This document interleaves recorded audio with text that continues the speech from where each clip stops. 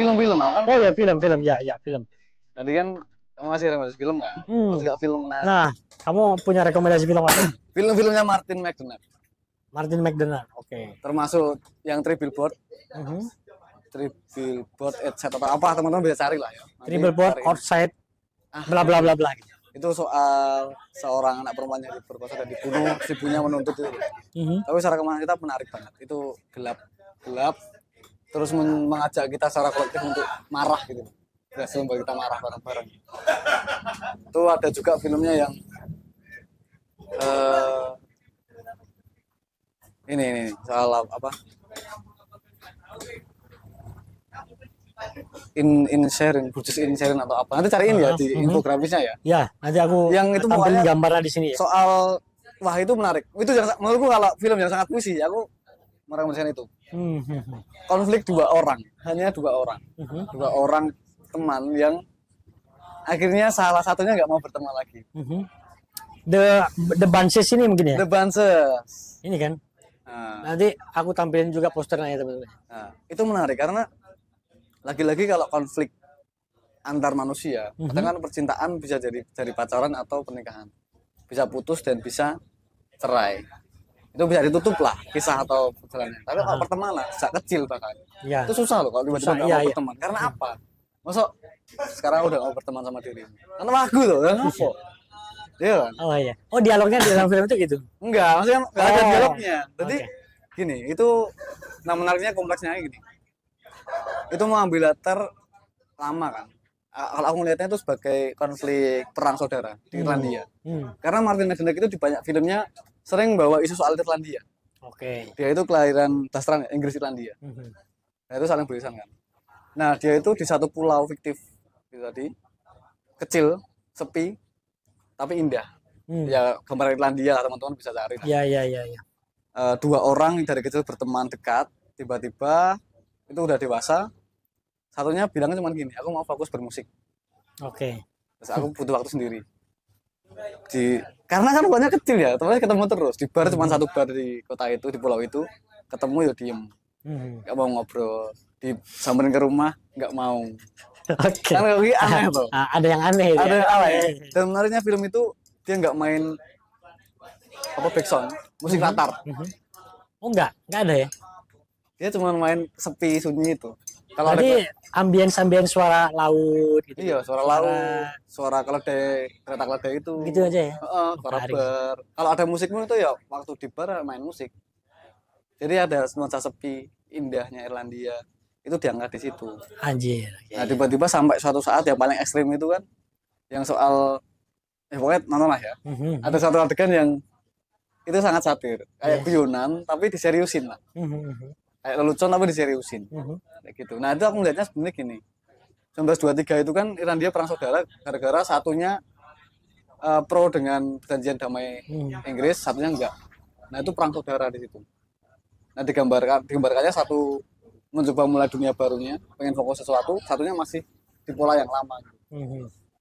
Nah, karena ini gampang banget simbolnya. Nanti akan ada banyak ambience ini soal ledakan jauh, gempa ledakan. Oke. Nah itu lagi perang. Nah, pokoknya susah menjelaskan. Itu sangat puisi lah. Iya. Dan banyak filmnya itu guyon-guyon soal Irlandia. Stigma soal orang Irlandia yang pemabuk, bodoh, dan kampungan, konservatif. Jamet lah kalau di sini ya. Nah itu sering diangkat sama Martin McDonagh karena dia hidup di dua dunia. Satu Inggris yang sering menstigma Irlandia. Satu sisi dia juga besar di budaya Irlandia. Oke. Itu ada puzzling antar film. Semua filmnya pasti ada itu. Nggak mungkin dia ngangkat guyon soal Irlandia. Seven Psychopath kan yang kayak yang berarti dirimu bukan sih? Apa? Seven Psychopath. Seven Psychopath. Nah, film dia juga itu. Iya nggak sih? Aku lupa gitu. Itu menarik. Itu kayak versi orang-orang kaya itu udah aneh gitu loh. Iya. Itu menarik, teman-teman harus nonton sih menurutku. Itu film yang Seven Psychopath ini ya. Iya sih dia juga yang garap. Kan? Itu keren banget. Dia kerjasama sama nggak tahu ya kerjasama atau apa. Dia langganan aktor lah. Siapa namanya aktornya? Colin Farrell ini. Colin Farrell. Iya. Itu film yang jos banget. Aku sangat suka. Semua garapan film dia suka.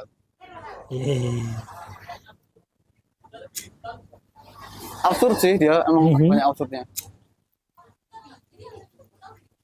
Tapi aslinya gini loh Mas, kayak kita mencari satu yang absurd itu nggak perlu satu yang jauh dari kehidupan. Kadang sehari-hari kita itu udah absurd loh. Iya, sehari-hari kita absurd Kan sebenarnya. hari-harian ini absurd banget loh. Bener itu. Kehidupan kita ya absurd banget dong. Absurd banget kehidupan karena kita repeat mungkin dinormalisasi ya. Tindakannya kan aneh. sehari-hari. Berak harus pakai rokok. Ini ngopo. Sebenarnya itu nggak perlu tuh. Iya. Nggak penting loh. Tapi kayak harus. Mungkin ada dipikir motifnya itu menarik loh. Ngopo. Iya sih. Dan orang-orang selalu punya alasan untuk membuat itu normal. Iya. Itu nggak absurd. Iya, benar.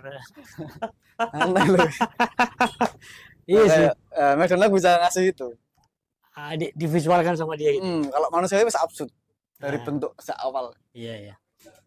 Kita nggak perlu bikin keledai terbang atau gajah berekor sirip, nggak perlu. Dia udah absurd banget sebenarnya. Iya. Iya sih, ya sangat beda kan sentuhannya. Kalau siapa Alejandro Jodorowsky itu kan memang dia penggambarannya kan performance art banget gitu. Iya. Semua adegan-adegannya tuh banyak artistiknya, banyak figurnya tuh sangat beragam gitu dengan kostum-kostum. Sangat teater ya. Aneh ya. Iya. Aku melihat itu kayak mimpi buruk. Iya, kayak Mimpi pas demam. iya sih. Mimpi pas demam. Dan adegannya juga potong-potong gitu. Iya. Aku paling suka tuh The Holy Mountain itu. Karena di endingnya tuh bikin kita lumpuh sesaat itu. Betul. Iya, The Holy Mountain itu kan apa ya? Itu yang ritual di gunung. Iya, gunung suci kan Oh ini. iya, aku nonton dikit gitu. Terus kan endingnya kan wah, semua ini adalah film. Coba kamera mundur gitu. Mundur kameranya. Set. Jadi dia memang benar-benar menggambarkan film di dalam film gitu. Wah, anjing aku lumpuh sesaat itu. Anjing. Itu menarik ya. Menarik banget. Alejandro Jodorowsky. Berarti efeknya sampai ke fisik loh. Efeknya fisik bukan hanya Iya, psikologis fisik. ya. Iya. Dari awal kan. Waduh, itu ya salah satu capaian capaian sebuah film yang menawarkan hal lain, alternatif lain gitu ya. Iya. Mungkin bukan mungkin pada saat itu hal baru. Tapi kan kalau aku yang ngomong hal baru kayaknya enggak lah. Iya. Ya alternatif lain, alternatif lain dari film-film yang ada kebanyakan di pasar gitu. Iya. Kebaruan kan sangat semua untuk hari ini. Jadi memang alternatif itu bahasa menurutku cukup Ya, ideal untuk dipakai. terus Ki, apa lagi kalau film? Film itu sama iki loh. Aku lupa ini horor ini. 1408 atau 1408 ya? Filmnya. 1408. 1408. Coba aku Hotel. lihat. Tapi Hotel 1408. anjing. 1408 tak sih. Hotel 1408. Aku punya kecurigaan kalau teman-teman nonton serial Oh iya, ada nih. Netflix. Tahun 2007 ya. Serial Netflixnya si siapa? Joko Anwar yang Nightmare apa ya? Mimpi buruk gitu loh. Aku curiga dia itu banyak ngambil dari situ. Dan itu ditambah lagi kayaknya dia pernah statement kalau pengambilan satu adegan dari film itu bukan copy menduplikat tapi sebuah Ghost in the Lobby. sebuah tribut untuk film itu karena adegannya kan monumental gitu. Nah aku mungkin curiga dari itu 7 atau berapa ya serialnya itu? Oh ini series ya? Seriesnya Joko Anwar. Oh seriesnya Joko Anwar. Bukan itu kalau ini film. Film 7 episode itu atau berapa lah. Semua ada yang bagiannya diambil dari film ini. Silakan dicek. Bahkan ada yang plek banget di episode yang penulis novel. Dia bedah novel kan. Iya. Terus sepi, terus ada satu orang. Terus dia ada yang mendatangkan tapi buku yang lain. Ya. Itu dipakai sama Joko Anwar. Itu sama di penulis novel itu. Kalau di dalam film itu memang ada hal yang kayak gitu Ki. Sebutannya aku lupa ya, apa namanya? Pengadaptasian adegan tuh aku lupa penyebutannya. Apakah itu pastis atau apa gitu. Oh iya. Tapi di beberapa film yang aku tonton itu juga banyak adegan-adegan yang memang dicolong betul-betul gitu. Diambil plek terus diubah sedikit-sedikit gitu. Kalau Quentin Tarantino kan memang ngomong gitu kan. Aku bukan pembuat film tapi aku pencuri yang handal gitu. Iya. Dia memang sering nakal aja di dalam membuat film itu. Beberapa adegan itu memang diadaptasi dari film-film yang lama gitu. Iya. Nah, kalau di sastra itu kan terutama Indonesia ya. Itu gimana bisa? Kalau di Indonesia masih pandangan itu tuh masih kayak haram gitu. Masih kayak haram. Makanya besok ini sedikit promosi ya. Boleh loh. Promosi. Makanya ke depan aku kan lagi menyiapkan ini novel. Judulnya nanti sebuah karya sastra plagiat paling optimal. Woi, menarik ya, menarik banget loh. Ini ada penonton. Seru nggak? Seru. Judulnya itu karya sastra plagiat paling optimal. Salah masih, menarik itu. Ditunggu. Menarik itu juga menarik. Kalian harus beli. Jual loh. Jual loh. Jual loh. Ini lagi dalam tahap dalam tahap penulisan lah, dalam tahap penulisan dan riset. Ya nanti masih itu masih lama sih kayaknya, tahun depan sih kayaknya proyeknya. Aku nggak tahu harganya tapi aku tetap beli. Nah, di dalam lukisan juga begitu Ki. Dalam apa ya? Karya seni rupa. Kayak lukisan Mona Lisa terus dilukis ulang, di-create ulang dengan berbagai macam bentuk dan segala macam. Kalau di seni rupa itu memang disebutnya sebagai pastis. Mungkin teman-teman juga tahu. Atau mungkin aku salah, jadi teman-teman bisa komentar lagi. Pastis atau tidak pastis? Terus tadi kita ngomong apa tadi? Joko Anwar. Kamu karya-karya Joko Anwar yang paling kamu suka apa? Bisa dilihat itu kan aku suka ya. Kalau itu terus. Aku Joko Anwar itu apa sih? Ya dia kan pengabdi setan kan? Nanti ini tak potong. Ya. Oh pengabdi ya. Nanti ini tak potong ya. Aku nggak tahu banyak film Joko Anwar nih. Nggak apa? Nggak pernah nonton, jarang aku nonton film Indonesia. Terus. Memang apa ya dia Oh pengabdi setan tahun 2017 ya, Joko Anwar ya. Perempuan Tanah Jahanam 2019. Bagus karena dia cukup di antara yang lainnya cukup maju sih gitu. Ngomong ke film ya. Iya. Cukup maju. Dia kan lebih banyak garap horor ya kayaknya. Iya, dan gue makanya 1408 itu menurutku film yang menurutku nggak ada hantu sebenarnya. Kamu nggak akan ditujukan satu yang seram, wujud-wujud yang seram, jump scare yang enggak. Tapi nanti kamu akan sebentar. Ini hidupmu itu kayak sebentar, ya. Mempertanyakan hidup. Ya. Aku punya film referensi horor yang tidak ada hantunya juga. Itu juga, tapi ini di bank. Itu ngeri loh. Aku sering merekomendasikan film-film ini tuh ke beberapa orang. Ceritanya tuh serem horor, tapi nggak ada hantunya. Jadi ada perampokan bank. Bentar. Judulnya lupa aku. Ceritanya itu kurang lebih gitu. Jadi ada perampokan di bank.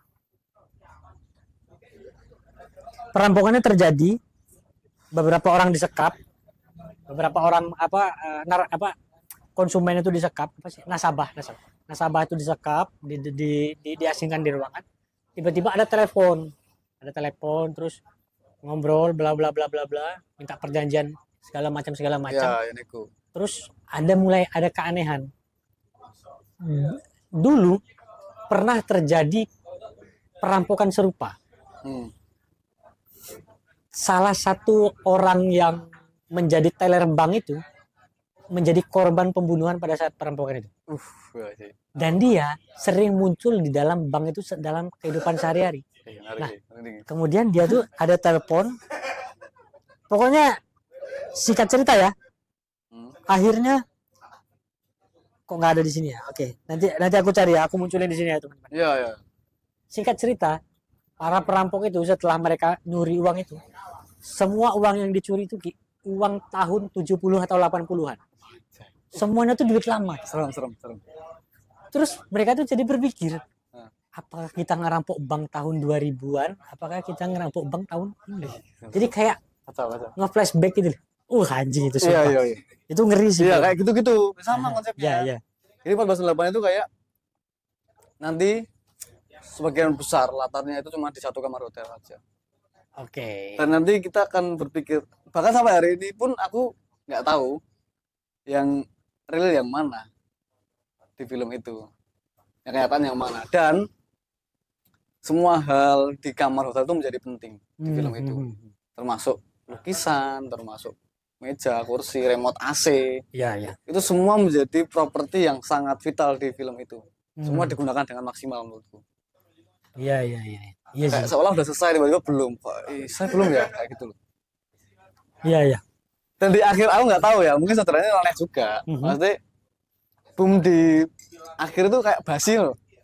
Jadi hantu itu muncul di akhir, tapi ini menarik kayak setelah saya satu yang tinggi film buar, ini hantunya yang gunung gitu. Aku suka justru, karena banyak yang kritik kayak endingnya ini yang membuat akhirnya film ini nggak jadi seboom itu, nggak secanggih itu. Menurut itu canggih. Setelah orang dipikir serius ini terus dikasih yang, nah ini yang kamu cari kan horornya. Kayak di punchline-nya di situ justru. Ya. Setelah orang ekspektasi tinggi, film cerdas. Oke. Sebenarnya semua film sama coy. Iya sih. Oke. Terus apa ya? Menarik ya. Film selalu menarik ya. Film selalu menarik sih. Dan aku kalau sutradara Indonesia yang paling aku suka tuh Ernest ya, Ernest Prakasa. Ernest Prakasa. Cek toko sebelah. Iya. Itu sangat lucu sih dan apa ya dan menggemaskan lah film. Lucunya menarik ya. Lucunya lucu yang enggak basi lah. Oke, Ki. Udah berapa jam ini, Ki? Udah lama itu. 57 menit. Dipotong juga bisa tuh. Bisa. Dua part kan Mas? Iya. Oke, enak.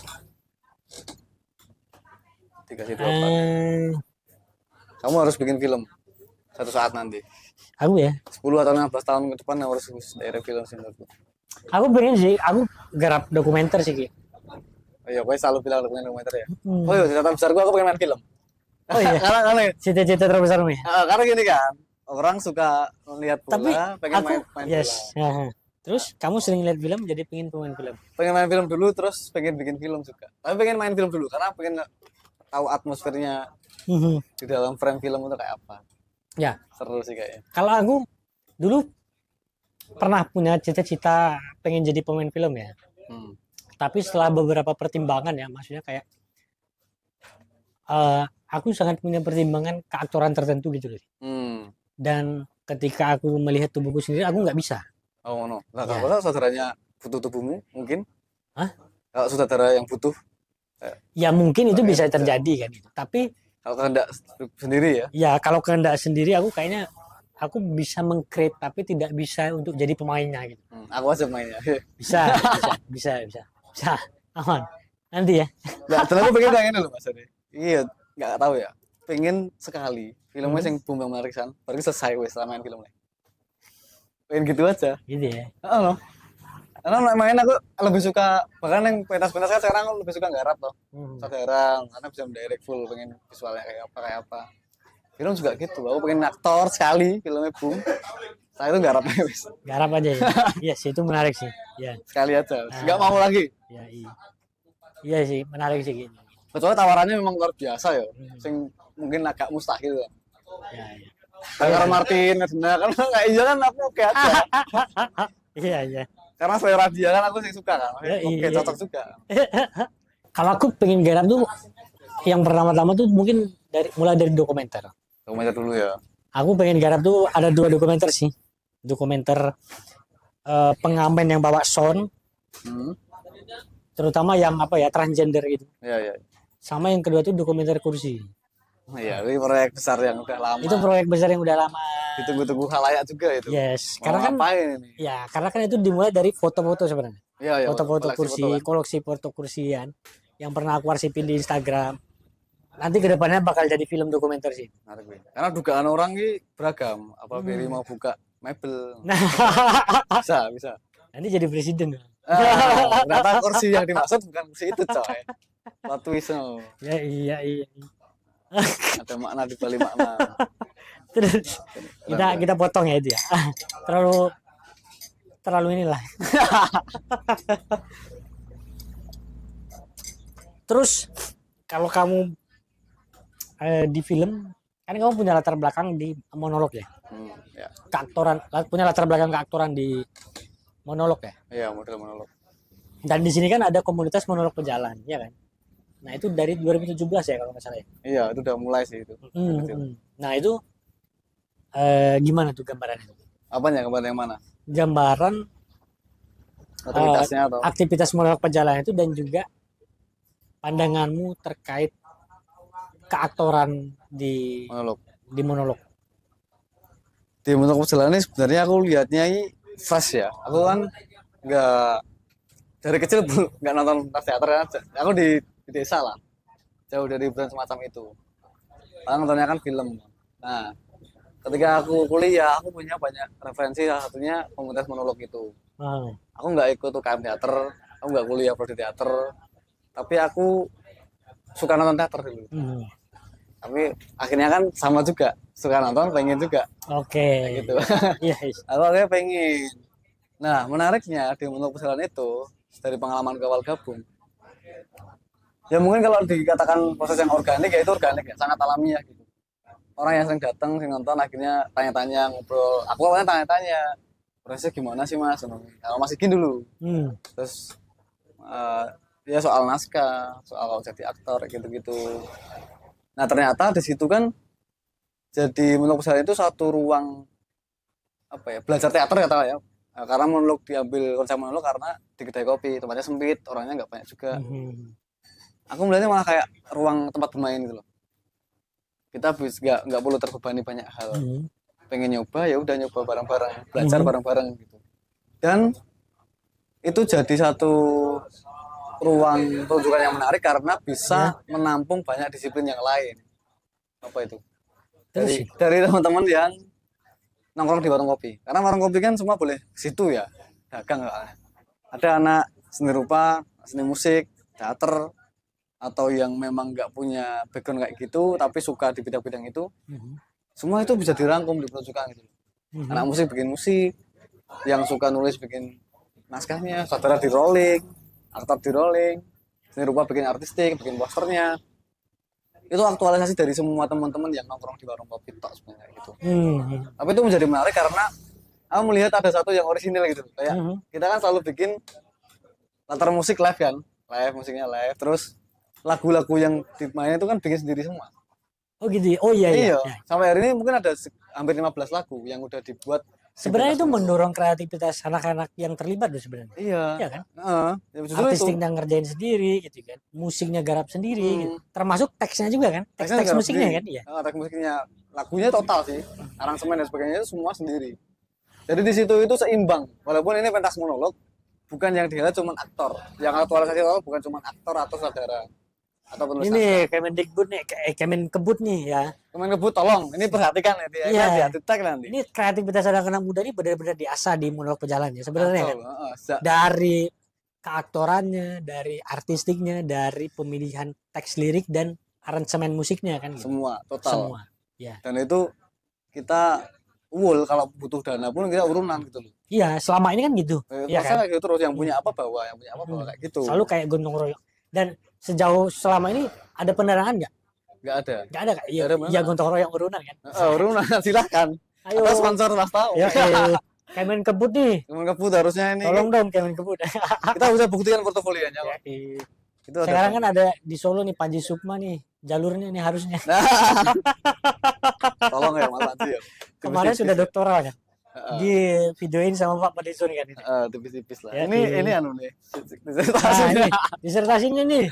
Mas Panji Sukma nih harusnya bisa nih ngebantu teman-teman Monolog Pejalan buat udah berapa tahun kita konsisten, kita nggak ada yang 1 tahun tanpa pentas juga nggak ada. Harusnya Mas Panji ini bisa menjembatani teman-teman buat kok siapa jadi tahu. PR Mas Panji banget ya. Maksudnya gini lah. Siapa tahu. Ya siapa tahu. Dan ini video publik, siapa nonton bisa bantu. Jadi supaya bisa menyuntik teman-teman buat semakin kreatif gitu. Iya, sebenarnya kalau semangat kita nggak pernah turun ya. Selalu justru nyari-nyari terus. Pengen ada sesuatu yang lebih. Karena selama ini kan maksudnya equipmentnya kan terbatas. Paling cuma gitar atau sound sederhana gitu kan. Tapi kalau ada suntikan nanti kan bisa yang lebih maksimal. Karena problemnya gini tuh, teman-teman itu kan dulu mahasiswa, masih longgar, 4 tahun karena 7 tahun kan udah orang kuliah S1 udah lulus ya, udah mikir kerja, mikir apa gitu.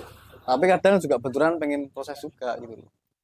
Minimal nggak ngeluarin duit buat proses, bukan yang bayaran sebenarnya. Kita kira proses itu clear gitu. Ya clear dan capaian artistik kita terpenuhin. Gitu. Terpenuhi, ide kita bisa dieksekusi gitu loh.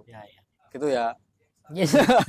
Itu sangat dibutuhkan semua ini sebenarnya semua orang yang bergerak di bidang kreatif ya. Betul. Karena kan ide itu bisa sangat besar dan sangat brilian gitu. Tapi kan terbatas dengan equipment dan kantong kita sebenarnya gitu. Ide mah banyak, imajinasi nggak terbatas. Terus eksekusinya itu gimana? Bentuknya semoga gimana? Nanti setelah ini kita dapat betul sekali. Hibah lah ya. aku nggak tahu, kalaupun membuat kopian dari monolog pejalan itu sangat sulit ya. Iya. Karena itu itu udah pernah dilakuin kan? nggak bisa itu, sulit. Buat pola yang sama nggak bisa, karena aku nggak tahu teman-teman itu punya apa ya, perasaan yang gitu. Bukan pikiran, bukan ide sebenarnya, tapi suka gitu loh. Suka bareng-bareng, suka nambah temen, proses bareng. Karena kita melihat proses monolog itu sebagai pintu kita makin akrab. Oke. Iya sih. Dan sejauh ini aku juga mengamati sih monolog pejalan ya. Apresiasi dari teman-teman penonton tuh juga sangat welcome gitu ya. Iya. Bahkan beberapa penonton itu sempat ngontak kan. Iya. Untuk jadi performernya. Iya, benar. Iya kan? Iya. Sempat dalam gitu. Artian kan di sana tuh ada pergerakan gitu loh. Iya, mereka juga pengen tampil gitu. Iya. Mereka pengen diajari gitu kan. Ya. Nah, kalau misalnya nanti kita punya suntikan itu, kita juga bisa buka kelas, maksudnya kan gitu kan. Buka kelas pelatihan untuk acting, pelatihan untuk memfasilitasi teman-teman yang dulunya penonton naik kelasnya jadi performer. Performer di produksian gitu kan. Iya. Karena gini, aku lihatnya itu kan untuk pejalan itu, kalau teman-teman mau bilang itu katakanlah kelompok teater yang bagus, enggak bagus juga. Kalau orang kita nggak punya belajar disiplin, naskah juga enggak. Tapi bukannya kita nggak mau. Kalaupun ada yang memfasilitasi kita buat belajar keaktoran, belajar penyutradaraan dan sebagainya, itu kita terbuka. Nah, selama ini kan kita enaknya kan tanpa beban ya. Wong kita bukan siapa-siapa, cuman pengen main monolog, masa nggak boleh gitu. Jadi itu clear banget. Aku suka banget kayak gitu. Iya. Tapi kalaupun digarap serius, itu juga nambah skill teman-teman. Pelatihan itu menarik. Benar. Biar nanti di luar teman-teman bisa mungkin karir di situ juga kan sangat mungkin.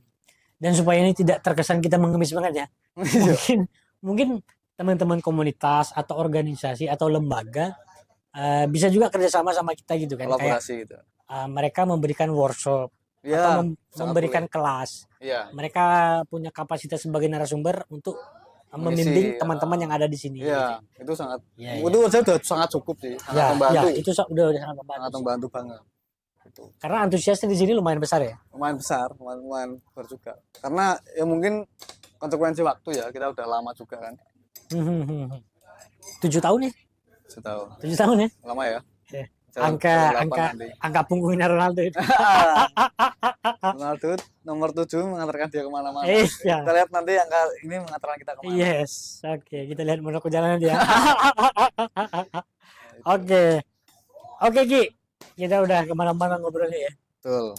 Mungkin statement akhir dari kamu ya. Maksudnya sebagai penutup lah. Buat karena kamu bisa dianggap juga sebagai bapak skena gitu. Seorang lah. Iya dong, bapak skena Kabupaten apa sih ini? Karanganyar. Bapak skena Kabupaten Karanganyar.